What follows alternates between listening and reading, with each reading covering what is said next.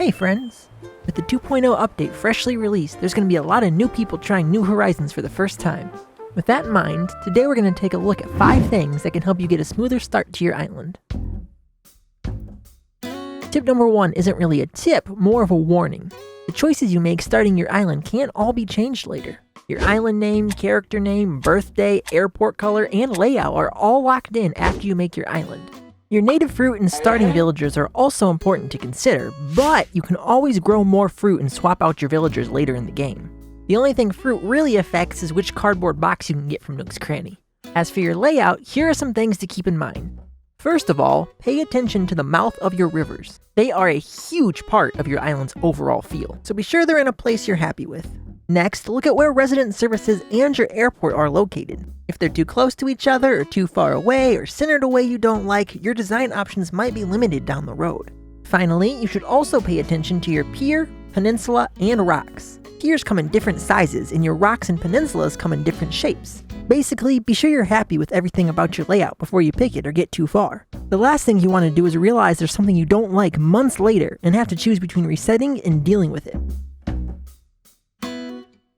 Tip number 2 is all about being creative when you're collecting resources. After you've been playing for a couple days, you might notice getting supplies randomly isn't always the most efficient. Whether it's not getting all 8 items from your rocks or passing out from one too many stings, there's better ways you can be doing your daily routine. For starters, always shake your trees with a bug net in hand before hitting them. Be sure you shake them from the front like this, so all you have to do is swing and you're done.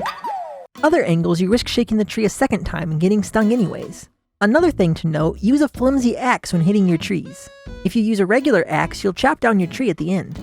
You'll want at least one stone for bugs, but you don't want your whole forest gone. On the other hand, a stone axe will have more durability, but you don't want that right away.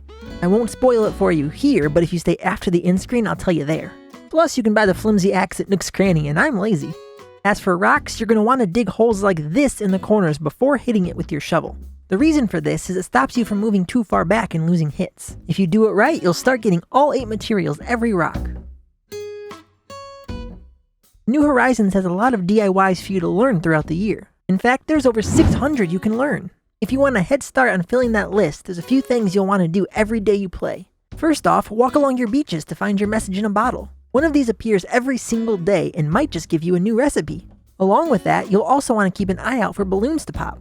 Technically, balloons can spawn every 5 minutes starting at the 4th minute of each hour, but realistically, you'll see them every 10 to 15 minutes. They might not all have DIYs, but they're useful nonetheless. Finally, if you see a villager home, check on them.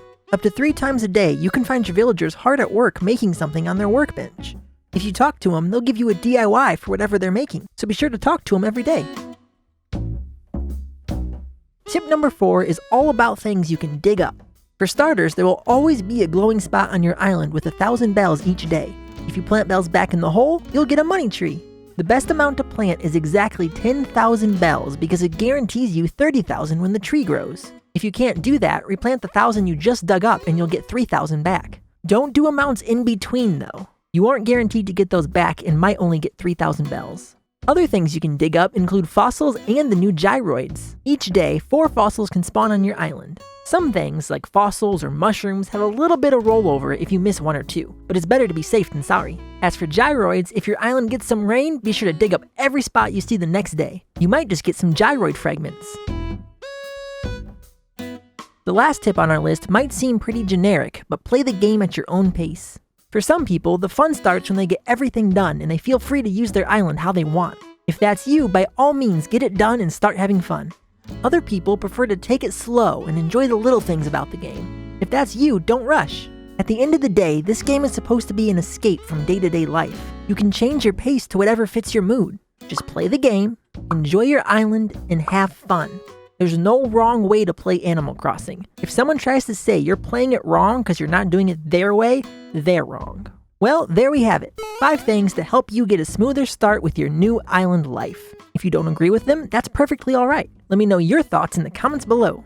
Before you go, be sure to check out my Twitter @TippyDog. I'm going to post my first question for you all when it hits 25 followers. If you answer it, you might just make it into a future video. Well, that does it for me. Don't forget to press the shiny subscribe button, and I'll see you next time. Bye!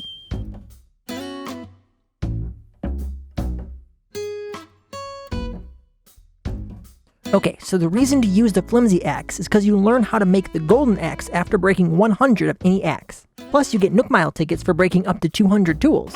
You're welcome.